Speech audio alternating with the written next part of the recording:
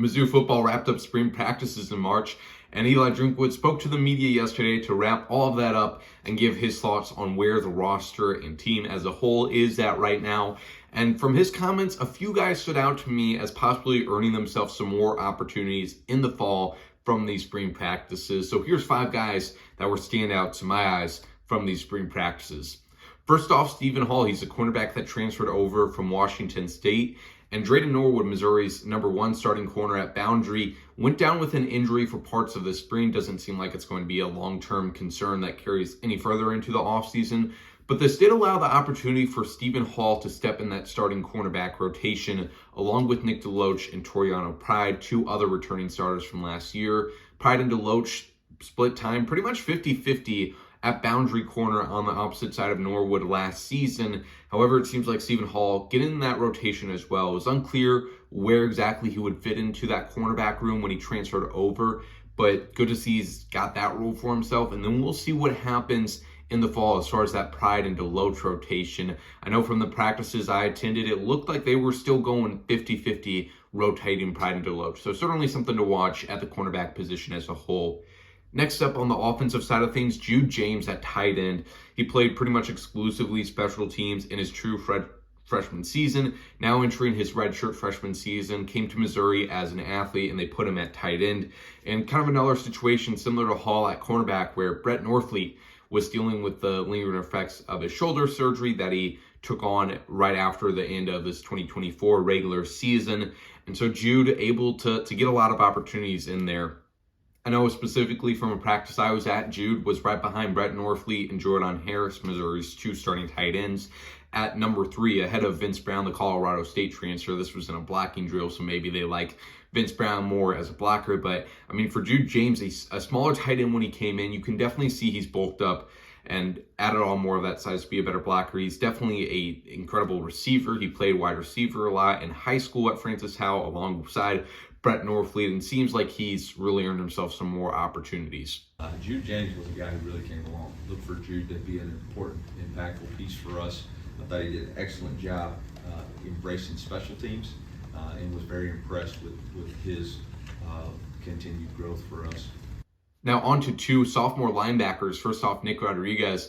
Eli Drinkwitz said that Rodriguez possibly had the best spring out of any defensive player, and this is coming after a true freshman season where Rodriguez got quite a bit of opportunities, especially after Khalil Jacobs went down with an injury, made the most of those, really flashed some potential.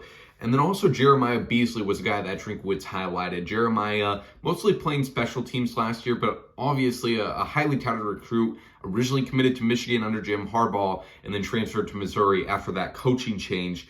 But both of those guys definitely look to have a role for themselves in 2025. This is a somewhat crowded inside linebacker room. You have Tristan Newsom at will. I would expect Josiah Trotter, the West Virginia transfer, to start there at Mike. And then Khalil Jacobs coming back into the rotation as well, and he's a great option on third down and in blitz packages. Both these guys definitely offer some unique skill sets and making the most of opportunities they get in this spring. I think Nick Rodriguez probably had the best spring of anybody on the defensive side of the ball. His playmaking ability at the linebacker position was remarkable throughout spring, really challenging to block. I think him and Coach Nicholson really hit it off. His instinctual play, physicality has been remarkable to watch, and his ability to contribute, dynamic blitzer. Jeremiah Beasley is another guy, JD, that really stepped up. Him and Nick played a lot on special teams last year and in certain packages. Man, those 2 guys have really taken that next step. And so that linebacker group, very deep and very impactful. Rounded out on defense on another guy who made the opportunities, the most of those opportunities in his freshman season, Trajan Greco, safety. Again, showed a lot of flashes, was a standout throughout all of his freshman year. He was an early enrollee and made the most of that.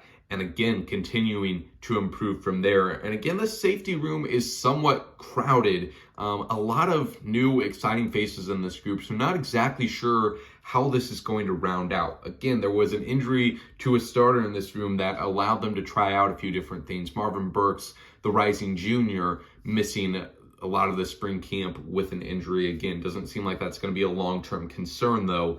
But you look at this, Greco played in most of his opportunities at free safety last year. Marvin Burks a lot in the box. Jalen Catalon coming over from UNLV, a very experienced veteran. He just seems to read the field very well, is something that Drinkwitz said and a few of his teammates that I talked to said. And so I would expect Jalen Catalon to be a starter there alongside Marvin Burks. You also have Santana Banner coming over from Northern Illinois. He played mostly in the box there. And then Mose Phillips from West Virginia, also playing free safety and at the box there, Virginia Tech, not West Virginia. So a very versatile skill set in the safety room right now. But again, Greco has earned himself the right to be right in that conversation with these highly regarded transfers, with these proven starters, to get himself some opportunities. So it's going to be really exciting. I think Eli Drinkwitz has reason to be confident in this team at the moment, and excited to see how it all shakes up once we get to the fall.